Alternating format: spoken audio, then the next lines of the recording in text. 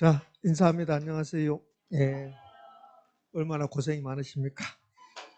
자, 벌써 이렇게 7번째 시간이 됐습니다. 자, 공부 시작할 건데요.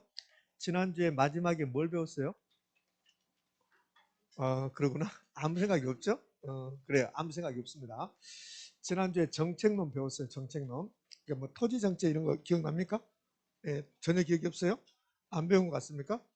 토지 정책에서 지역지구제 배웠던가요? 네, 그래요. 배웠다 하면 돼, 그냥. 배웠으니까. 그러니까 지역지구제는 부유의물가. 이 말이 가장 중요한 말.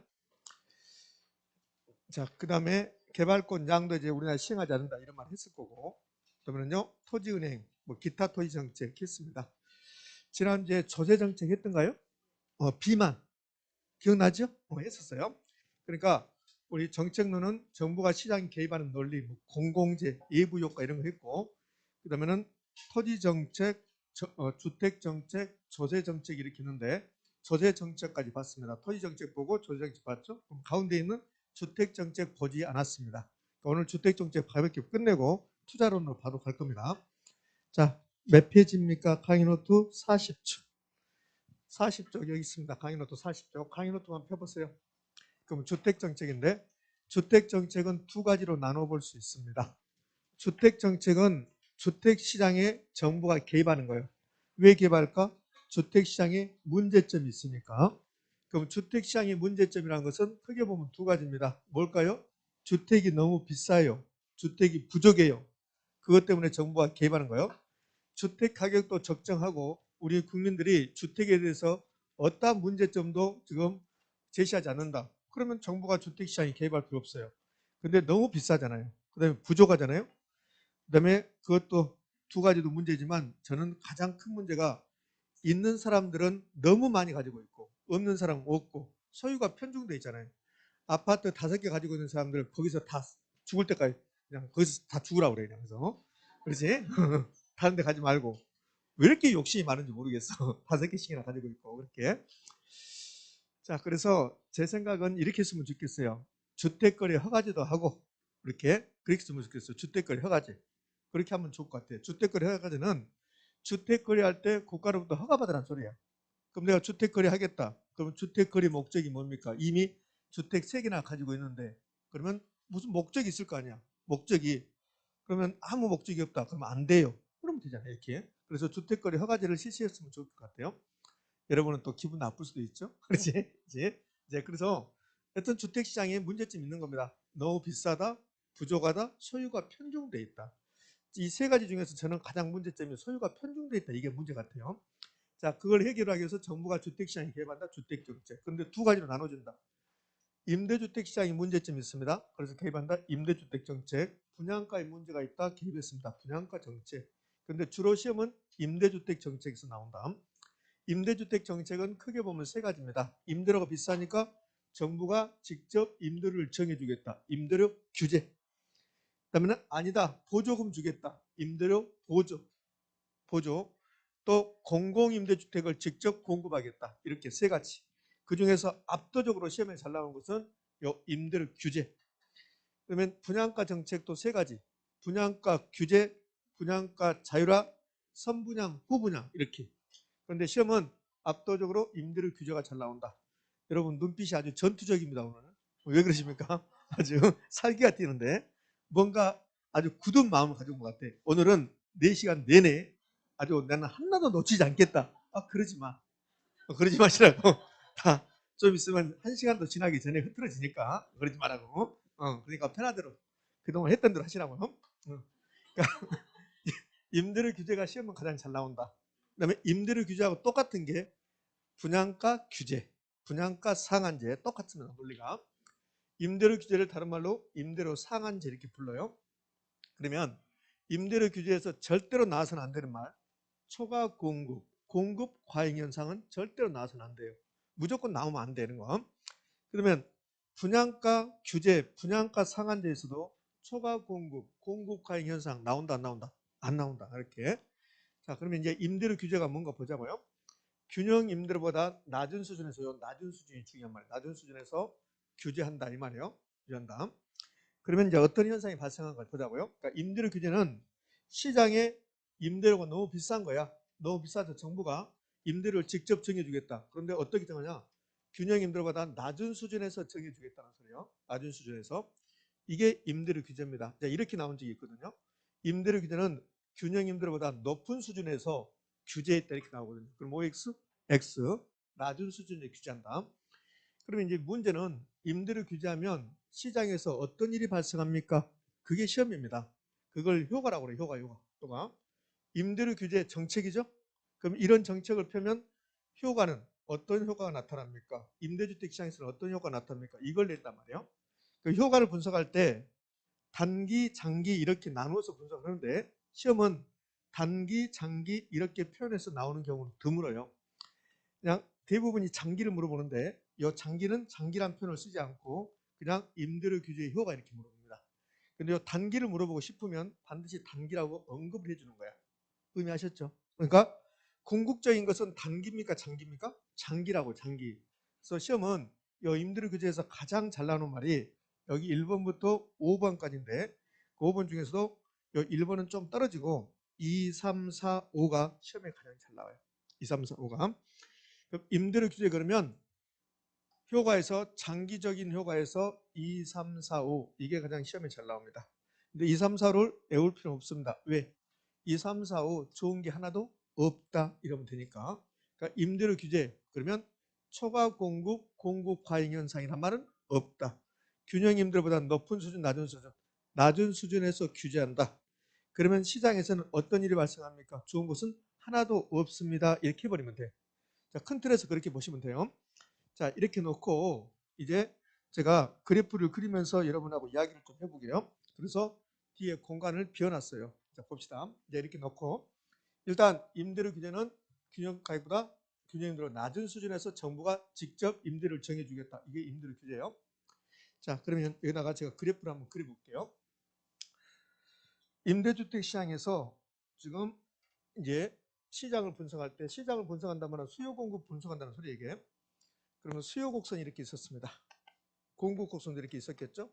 여기가 균형 임대료, 균형 거래량, 균형 임대료 50만 원, 월 50만 원. 균형 거래량 100개. 이게 적정하다면 정부가 개입할까 안 할까? 안 한다고요. 적정하다면. 그런데 적정하지 않으니까 정부가 개입하겠다는 소리요.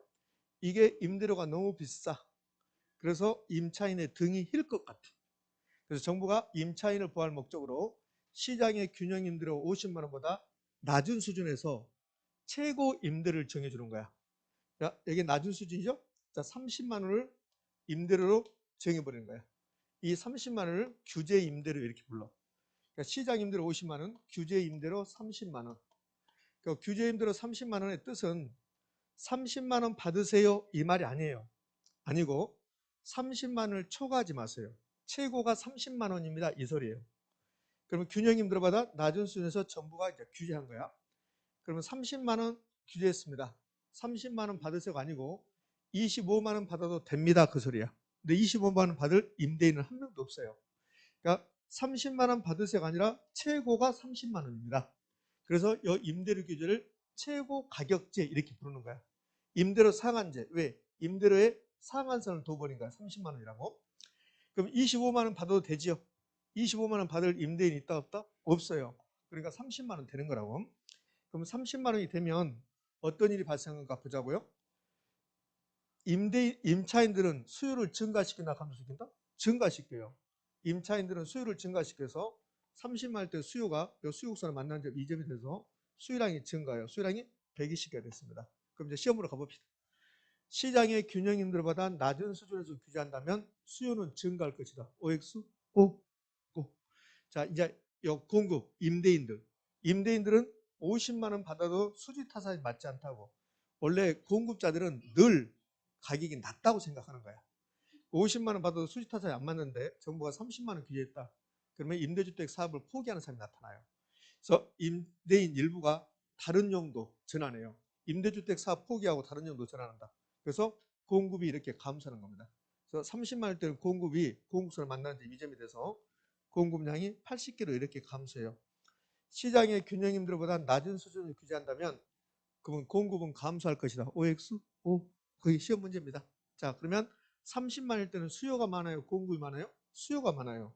이걸 뭐라 하냐면 초과수요라고 그래요. 초과수요. 초과수요 그렇습니다. 그러면 균형 임대료보다 낮은 수준에서 규제한다면 초과수요가 발생한다. OX? O. 초과수요 엄청나게 중요합니다. 초과수요는 나오지만 초과공급이란 말은 나온다 안 나온다? 안 나온다. 초과수요만 나온다. 근데 무조건 초과수요가 나온다고 하면 안 돼요. 이럴 때만 초과수요 나와요. 균형 임대료보다 낮은 수준에서. 균형 임대료보다 낮은 수준에서. 이때만 초과수요가 나오는 거야. 그럼 이제 초과수요가 나오는데 이걸 뭘 물어보냐면 어느 경우에 초과수요가 큽니까? 초과수의 크기를 물어본다고. 크기. 초과수의 크기. 자, 초과수의 크기는 수요와 공급이 탄력적일수록 커져요. 수요와 공급이 탄력적일수록 초과수요가 커집니다. 그다음에 이 탄력적인 것은 단기입니까? 장기입니까? 장기. 그래서 장기에서 초과수요가 커집니다. 이것도 기억하셔야 돼요. 초과수요가 발생하는데 어느 경우에 초과수요가 큽니까? 수요 공급이 탄력적일 때 장기에서 초과수요가 크다. 이렇게. 그럼 왜 그럴까? 자, 수요 공급이 탄력적이란 말은 30만 원 규제하면 수요가 탄력적이다. 그럼 수요량을 많이 증가시키는 거라고. 공급이 탄력적이다. 공급량을 많이 감소시킨다고. 그럼 이 구간이 늘어난다고. 그게 초과수요가 커지는 거야. 그다음에 장기에서 커지는데, 자, 이게 장기 그림인데요. 단기는 임대료 규제 할아버지 한다 하더라도 단기에서는 공급이 변하잖아요. 단기가 공급이 불변이 단기라고. 그럼 단기는 수요는 증가를 해요. 공급은 불변이라고. 그러니까 단기를 그려본다면 공급 곡선이 이렇게 안 움직인다고. 이렇게 단기가 곡선이 안 움직여요. 그럼 단기는 공급은 감소하지 않고 수요만 증가해요. 장기적으로는 초과수요가 이렇게 되는데 단기적으로는 초과수요가 이렇게 된다고. 그러니까 그게 어려우면 단기는 짧은 기간에는 공급자가 임대주택 공급을 감소시킬 수 없다고. 왜? 타용도로 전환이 안 되는 거야. 내가 지금 임대주택 사업을 하고 있는데 정부가 30만 원 규제해요. 그럼 나는 임대주택 사업을 포기하고 다른 용도로 전환해야 되겠다라고 생각을 하고 있습니다. 근데 임차인들에게 바로 나가라 할 수 있어요? 없어요? 없어요. 임대차 기간이 있으니까. 그러니까 바로 공급은 감소하지 않는다는 거예요. 그럼 단기는 공급은 감소하지 않아. 그럼 초과수요가 커지지 않는 거라고. 근데 장기가 되면 공급을 감소시켜버려. 내가 임대인인데 임차인들에게 12월 31일까지 임대차 기간 끝나죠? 예. 그렇죠? 그러면 제가 미리 이야기하죠. 미리. 법정 갱신 되기 전에 미리 말하는 거야. 왜 이상합니까? 제가 법정 이야기하면 안 돼? 법정 갱신 되기 전에 미리 내가 통보해 주는 거야. 임대차 계약 안 합니다. 나가주세요. 이렇게. 그러면 12월 30일 날 계약 끝나면 이제 그 사람 나가야죠. 그럼 바로 12월 30일 날 그 사람들 방 빼는 순간 나는 똑딱똑딱 다른 용도 전화. 커피숍 만들 거야. 커피숍 이름은 내 마음의 풍창. 이런 식으로. 그렇게 할 거라고. 내가 지금 임대주택 사업을 하고 있는데 정부가 30만 원 규제해. 그러니까 방 3개를 지금 임대 줬는데 12월 30일 날 거기 다 임대차 기간이 만료되는 거야. 그럼 제가 말하지. 나가시라고. 계약 않겠습니다. 12월 30일 날 나가세요. 그리고 이제 주변에서 일하는 사람들인데 업체한테 말해서 바로 그날 12월 30일 날 눈 오는데 가서 뚝딱뚝딱 해서 내 마음에 핑짝 한 방 달고 타용도 전환하는 거라고. 이렇게. 그러면 장기적으로 되면 공급이 이렇게 감소한다고. 그럼 단기는 공급은 감소하지 않으니까 단기는 초과수요가 적어요. 장기에서 초과수요가 크게 발생한다. 자, 주의할 거. 초과수요는 단기에서도 발생합니까? 안 합니까? 한다고. 초과수요는 단기든 장기든 발생하는데 단기는 작고 장기는 초과수요가 커진다는 소리입니다. 자, 됐어요. 그다음에 이제 계산 문제를 물어봐. 초과수요를 계산해 보라고. 계산 문제는 그렇게 중요성이 없어요. 16에 18회 때 내고 최근 10몇 년 동안 안 나왔으니까 안 나올 겁니다. 초과수요는 수요와 공급이 탄력적으로 크다, 장기적으로 커진다. 됐습니까? 네. 자, 이게 이제 시장을 분석하는 거야. 자, 이제 이렇게 한번 해봅시다. 만약에 균형 임대료보다 높은 수준에서 규제를 한번 해봅시다. 균형 임대료 높은 수준. 그러면 균형 임대료가 50만 원인데 더 높은 수준 여기 70만 원으로 규제해봅시다. 70만 원으로. 그럼 70만 원 규제하면 70만 원 받으라는 소리가 아니죠. 70만 원을 초과하지 말라는 소리죠. 그럼 얼마 형성돼요? 그대로 50만 원. 지금 50만 원 시장 임대료인데 균형 임대료인데 정부가 균형 임대료 높은 수준을 규제했다. 70만 원 받으세요. 그 말이 아니라고. 70만 원을 초과하지 마세요. 그럼 70만 원만 안 넘어가면 되는데 이미 50만 원이 형성됐어요. 그렇죠? 그럼 70만 원 규제한다 하더라도 시장은 그대로 50만 원에 형성된단 말이에요. 그럼 시장에서 임대료 변하지 않고 수요 공급도 변하잖아요. 그러니까 시장의 균형 임대료가 높은 수준을 규제했다. 시장에 나타나는 효과가 있다 없다? 없다. 아무것도 없다. 그래요? 근데 이렇게 된단 말이에요. 시장의 균형 임대료보다 낮은 수준에서 규제하면 초과 수요가 발생하고 균형 임대료보다 높은 수준에서 규제하면 초과 공급이 발생한다. OX, X. 초과 공급이라는 말이 있다 없다? 없어. 없다고. 어느 경우도.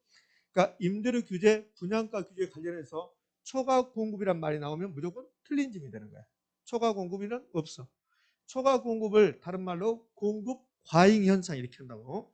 초과 공급은 수요보다 공급이 많다. 그 말이지. 그러니까 공급 과잉 현상, 초과 공급 이것은 나타나지 않는다. 자, 그럼 이제 시장 분석을 통해서 초과 수요가 발생했다는 걸 알았습니다. 이제요, 효과를 볼 건데, 효과는 단기적 효과, 장기적 효과가 있는데, 단기는 초과 수요도 발생하는데 초과 수요가 작다. 장기도 초과 수요 발생하는데 초과 수요가 크다. 일단 그거 하나 하고, 궁극적으로는 장기니까 이제 장기적으로 보자고요. 장기적으로 좋은 게 있다 없다? 없다겠어요. 임대인들은 수지 타산이 맞지 않지. 50만 원 받아야 되는데 30만 원 받으니까. 그래서 임대인들은 수지 타산이 맞지 않기 때문에 수선 유지를 안 해준다. 보수도 안 해준다. 임대주택의 질적순이 떨어진다. 새롭게 임대주택 사업을 한다 할게 들어온 사람들도 양질의 자재를 쓰지 않아요.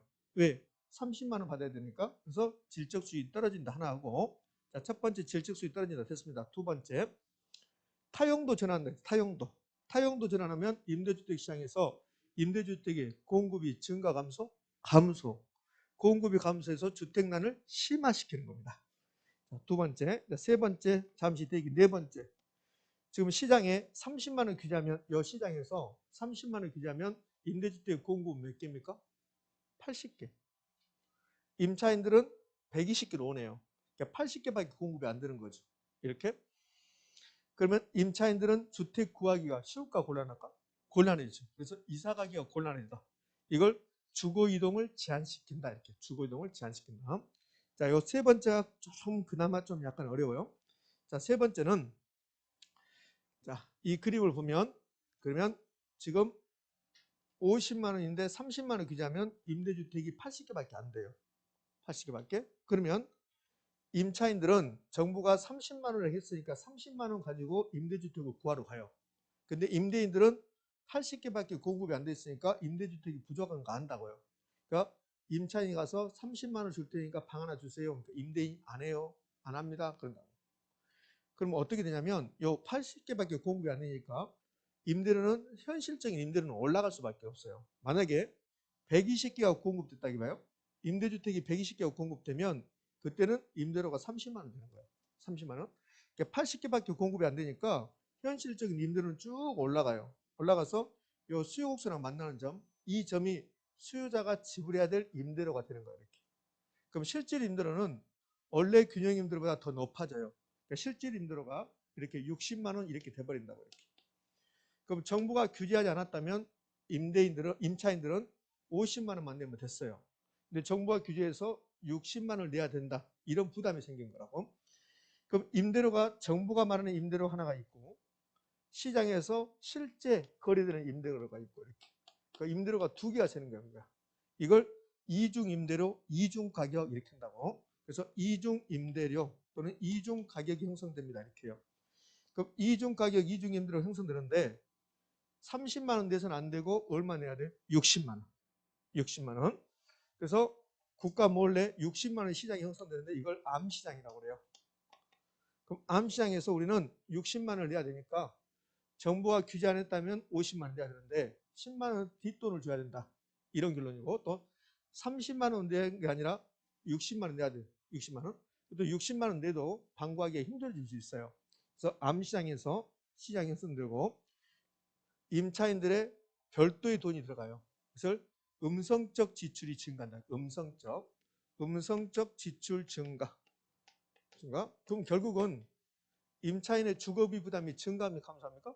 증가하게 된다. 이게 우리 시험에서 이제 가장 잘 나오는 거야. 자, 마지막. 수선 유지 안 하니까 질적 수익이 떨어진다. 그다음에 타용도 전환했으니까 공급이 감소해서 주택난이 심화된다. 4번 임차인이 이동할 곳이 없어졌다. 그다음에 이중 가격 암시장 형성돼서 음성적 지출 증가를 통해서 임차인의 부담은 증가한다. 됐습니까? 끝이야 이게. 자, 이렇게 시장을 분석해 봤으니까 이제 앞부분으로 가서 그렇게 돼 있는가를 한번 보도록 합시다. 오케이? 여러분들 굳이 막 저기 그래프를 그리면서 분석할 필요는 없어요. 저야 그렇게 하지만 여러분들은 결론만 하시면 되니까. 시장 분석 봤습니다. 효과 단기적으로 초과 수요는 작다.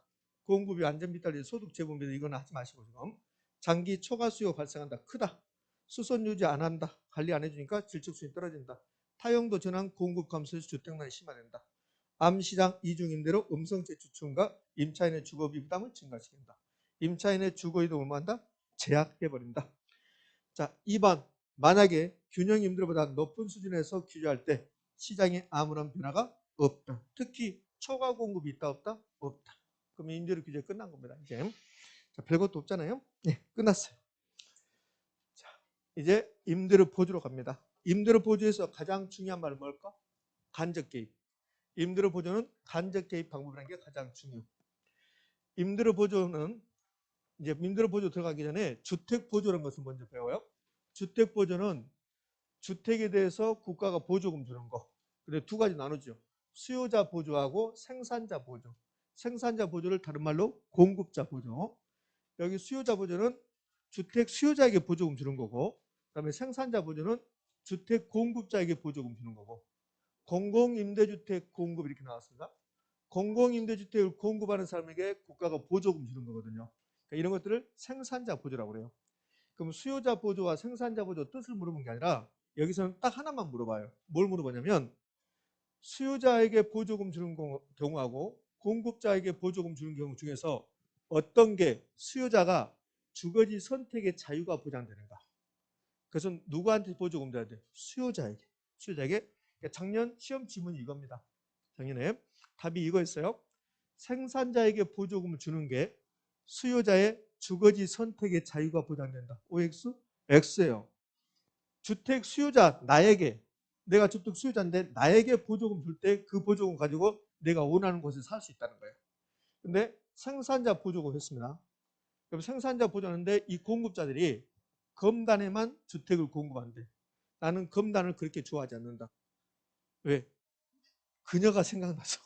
뭐 이럴 수 있잖아. 나는 그 지역은 그녀가 생각나서 나는 그 지역을 좋아하지 않는다. 나는 앙심리를 별로 좋아하지 않습니다.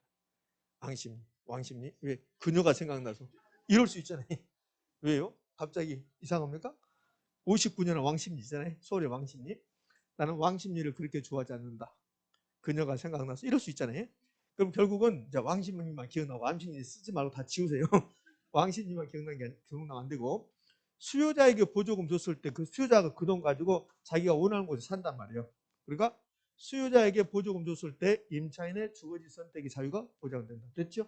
이 두 가지 선 딱 이거 하나 나와요. 이거 두 가지 비교할 필요도 없이 생산자 보조 책이라든지 보면 막 복잡하게 나온다고 단기는 뭐 어쩌고저쩌고 나오는데 그걸 쌍으로 무시하고 이게 무조건 수요자에게 보조금 줬을 때 주거지 선택의 자유가 보장된다. 이거.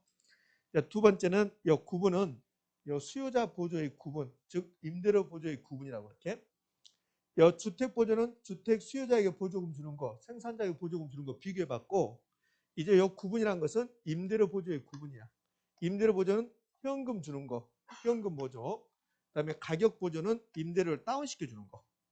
현금 보조를 소득 보조, 가격 보조를 집세 보조. 이걸 또 임대료 할인 이렇게 불러요. 그런데 얘들은 이제 뭘 물어보냐면 이 두 가지 뜻을 물어보잖아요. 현금 보조가 무슨 뜻입니까? 이런 거 물어보지 않고 현금 보조와 가격 보조 주면 그러면 이 두 가지의 장점과 단점이 있단 말이에요. 그거 물어봐요. 현금 보조는 나에게 국가가 한 달에 20만 원씩 현금 주는 거야. 그러면 나의 소득이 20만 원 증가한다고. 내가 한 달에 소득이 200만 원인데 그런데 국가가 나에게 20만 원 이렇게 임대료 보조금 현금을 주는 거야. 이렇게? 그럼 내 소득이 20만 원 증가한다고. 그래서 소득 보조 이렇게 부른다고. 근데 요 20만 원 주면서 국가는 이걸 어디다 써먹어라 이런 용도를 정하지 않아요. 그럼 20만 원 받으면 내가 20만 원 가지고 임대주택을 소비하든 아니면 노래방 가서 먹고 놀든 그것은 국가가 신경 쓰지 않는다는 소리예요. 그래서 이 현금을 받으면 수요자가 임차인들이 자기가 하고 싶은 일을 할 수 있다고. 그래서 임차인의 효용, 만족감을 증대시키는 측면에서 현금 보조가 가격보다 더 우월한 정책이 돼요. 가격 보조는 20만 원 주는 게 아니라 집세를 임대료를 20만 원 다운 시켜주는 거야. 다운. 그럼 이제 어떤 식으로 주냐면 바우처라고 해서 쿠폰을 준다고 이렇게 쿠폰. 그래서 여기 종이에 일금 20만 원 이게 써졌다고. 20만 원. 그럼 이걸 받으면 제가 이거하고 내 돈 30만 원, 현금 30만 원하고 해서 임대인이 갖다 주는 거야. 임대인에게. 그러면 원래는 50만 원 내고 있다가 이 종이 하나하고 30만 원 갖다 주면 임대료가 20만 원이 다운된 거라고. 그것을 가격 보조라고. 그러니까 집세를 20만 원 보조 주는 거야. 집세를. 이걸 가격 보조, 집세 보조, 임대료 할인 이렇게 부른다고. 그럼 현금 받았을 때 이 현금은 내가 원하는 곳에 쓸 수 있다고. 그러나 여기 종이, 요 바우처라고 한 거, 이거 나온 거, 여기 종이는 이걸 가지고 가서 노래방 갈 수는 없어요. 이거 가져가서 주면서 노래하고 싶은데요. 이렇게 하면 안 된다는 소리야. 안 된다. 그러니까 이 가격 보조 받았을 때는 임차인이 자기가 원하는 것은 할 수 없어요. 오로지 임대주택에만 소비해야 돼요. 그러면 가격 보조 받았을 때는 임대주택의 수요가 증가하는 측면에서 우월한 정책이 된다고. 그래서 이제 물어보죠. 현금 보조는 가격 보조보다 임대주택의 수요를 증가하는 측면에서 우월하다. 이렇게 된다고. 뭐 X? X. 자, 그래서 1번하고 2번은 두 가지 비교하는 거. 1번에서는 어떤 게 임차인의 주거지 선택의 자유가 보장되는가. 1번에서는 수요자에게 보조금 줬을 때. 2번에서는 현금 보조와 가격 보조 중에서 어떤 게 효용을 더 증가시키는 측면이 강하는가. 그것은 현금 보조. 이제 효과. 20만 원 보조받으면 임차인의 실질 소득이 증가한다. 그럼 실질 소득이 증가했습니다. 그럼 제가 20만 원 받았어요. 20만 원. 20만 원 보조받았는데 이 20만 원 중에서 10만 원은 임대주택에 소비해요. 임대주택. 그럼 임대주택의 수요가 증가 감소? 증가. 나머지 10만 원은 노래방 가고 커피도 마시고 그다음에 소고기도 먹고 그럴 거예요. 그럼 타재와 임대주택이 아닌 타재와 수요, 다른 재와 수요 증가 감소? 증가. 그래서 임대료 보조가 이루어지면 임차인의 실질 소득이 증가해서 임대주택의 수요도 증가하고 다른 재의 수요도 많다? 증가한다. 자, 여기서 시험 문제에서 트릭을 하나 준다고. 트릭을. 자, 여러분에게 함정에 빠뜨리기 위해서 트릭을 주는데 어떻게 주냐면 이렇게 줘요. 정부가 임대료 보조를 주고 나서 그 보조금을 임대주택에만 소비하라 이렇게 강제하는 거야. 강제. 자, 무슨 말 이해되셨죠? 자, 여기는 지금 여기에 임대료 보조가 이루어지면 무조건 다른 재 수요 증가한다고 해야 돼요. 임대료 보조가 이루어지면 임대주택의 수요 증가하고 다른 재의 수요도 증가한다 이렇게 하고 있으면 돼. 그냥 어떠한 경우도 간에 이제 트릭을 준대 이렇게 한다고. 임대료 보조를 임대주택 소비에만 사용하게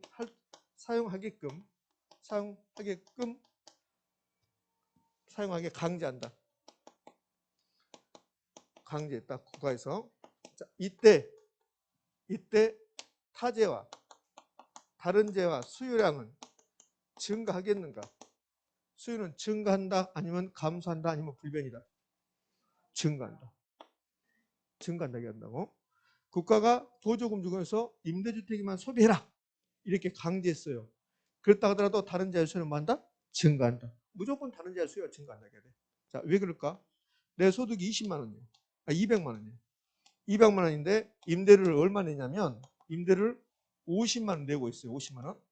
그러면 임대료 50만 원 내버리면 이제 나머지 돈 잔금이 얼마요? 150이야 이렇게. 150만 원? 됐지요? 근데 국가에서 이제 50만 원 임대료 받아. 50만 원. 20만 원 받아. 20만 원. 그럼 20만 원 임대료 받으면 200만 원 플러스 20만 원 돼서 얼마가 돼요? 이제 220이 된다고. 내 수입이. 여기서 임대료 이제 50만 원 줘야 되잖아요. 50만 원 줬습니다. 그럼 요 20만 원을 요 임대료에 썼어요. 그러면 이제 내 잔금은 얼마 남아요? 170 남잖아요. 170. 맞죠? 그러면 여기 임대료 보조금 받기 전에 나머지 150. 그다음에 임대료 보조 받아서 이걸 임대주택에만 소비했어요. 그래서 나머지가 얼마? 170. 지금 분명히 요 20만 원을 임대주택에 소비했다고 이렇게. 그래도 170, 20만 원이 더 남는 거야. 그 나머지 20만 원 갖고 다른 지역을 소비할 수 있다. 있다. 그래서 트릭을 쓴다고 트릭을 꼭 그러게처럼 느끼게처럼 트릭을 쓴다고. 그러니까 무조건 임대료 보조가 이루어지면 임대주택의 수요도 증가하고 다른 지역의 수도 증가한다. 그런데 이렇게 정부가 임대료 보조금을 임대주택의 소비에만 사용하게끔 강제했다. 이렇게 되면 임대주택의 수요도 증가하고 다른 지역의 수도 증가하는가? 다른 지역의 수요도보다 증가. 그러니까 머릿속에 무조건 임대료 보조가 이루어지면 다른 지역의 수요도 먹는다? 증가한다. 이렇게 머릿속에 입력해 버릴 거. 자, 이제 효과를 분석해 볼 건데요. 효과는 단기하고 장기로 나눠서 분석합니다. 단기적으로는 임대료 보조 받았으면 임차인들은 임대주택의 수요를 뭐한다? 증가시킨다. 수요 증가. 그럼 임대료가 올라가. 임대료 올라가면 임대주택 시장에서 임대주택 가지고 있는 사람 돈 벌어. 그래서 초과이윤이라고 그래. 그러니까 초과이윤이란 말은 시험에 등장하지 않아. 한 번도 우리 시험에서 초과이윤이라는 말은 등장하지 않았어.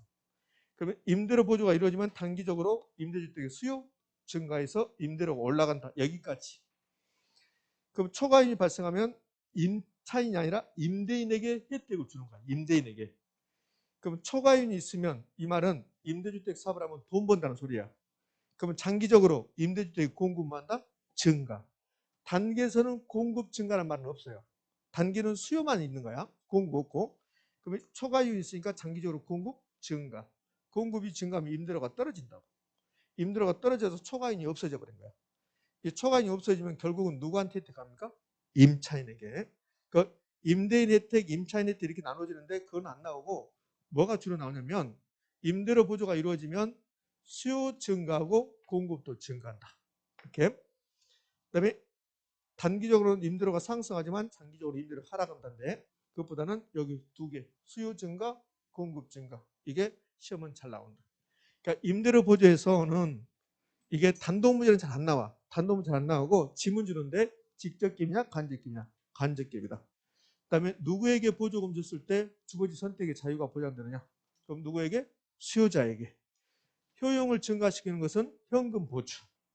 그다음에 임대료 보조가 이루어지면 어떠한 경우든 간에 다른 재의 수요도 뭐한다? 증가하게 돼 있다. 단기적으로는 수요 증가, 장기적으로는 공급 증가. 그럼 이제 끝난 거예요. 임대료 보조까지. 자, 공공임대주택 공급 역시 전 중요성이 떨어지니까 하지 않을 겁니다. 자, 이렇게 해서 정책론이 마무리됐어요. 정책론이 마무리되고 나면 이제 투자론으로 갑니다. 여러분 좋아하는 투자론으로 가죠. 조제정책은 지난주 했으니까 자, 투자론 제5편 강의 노트는 44쪽입니다. 자, 투자론 이제 시작할 건데 여기 이제 1번이 투자의 개념인데 이런 건 이제 지금 필요 없어요. 그러니까 참에 공부할 때는 하는 거고 필요 없고 여기 투자와 투기 이제 비교할 건데 투자는 부동산을 취득해서 보유하고 있다가 3년 보유한다. 방치하는 게 아니라 임대 영업을 한다. 운영한다. 그리고 나서 처분한다. 그러니까 투자는 취득, 운영, 처분 이렇게 세 가지가 있으면 그것은 투자고 투기는 취득해서 보유하는데 가지고 있는데 방치, 운영하지 않는다. 그리고 바로 팔아버린다. 이게 투기. 뭐 투기와 투자를 비교하는 거 이건 중요한 게 아니고 자, 왜 그러면 여기서 이렇게 했냐면 투자는 취득, 보유, 처분 이 3단계를 거쳐간다는 거. 자, 투자 분석이란 말을 좀 합시다. 지금 하고 있는 것은 부동산 투자에서 기본적인 내용을 지금 용어 정의하는 겁니다. 투자 분석. 이 말은 투자 이론에서 엄청나게 잘 나오는 말이에요. 투자 분석한단 말은 투자 여부를 결정하겠다는 소리예요. 투자 여부. 투자 결정인데 이게 투자 여부를 결정하겠다. 자, 무슨 말일까?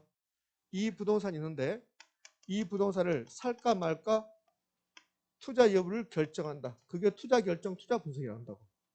투자 이론에서는요. 투자에서는 어느 부동산을 내가 투자할까 말까 고민하는 게 투자야.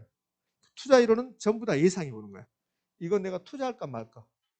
투자한다면 이 분산이 나에게 돈을 얼마 벌어줄 것인가. 투자한다면 이 분산은 내 돈이 얼마 나갈 것인가. 그것 분석하는 게 투자다. 투자. 그러니까 투자 분석한다면 투자 여부 결정한다. 그럼 이 부동산 투자할까 말까 고민하는 거야. 그게 투자 분석이에요. 그럼 어느 경우에 투자합니까?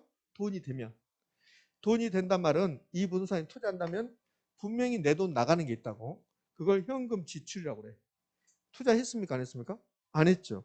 안 했으니까 예상되는. 투자한다면 예상되는 현금 지출. 그럼 현금 지출이 10억이라고 가정을 해봅시다. 근데 이걸 투자해서 운영하고 처분할 때 또 시세 차익이 나오면 살 때는 10억에 샀는데 3년 후에 팔 때 12억이 판다면 3년 동안 부동산 가격이 이익이 올라가잖아요. 2억이. 그러니까 그걸 반영해서 이 부동산이 나에게 뭔가 돈을 벌어줄 것이다. 그게 현금 수입. 근데 아직 투자하지 않았으니까 현금 수입이 발생한 것은 아니다. 그러니까 예상해 보는 거예요. 현금 수입을. 그러면 현금 수입과 현금 지출 중에서 지출은 10억인데 수입은 15억으로 예상된다.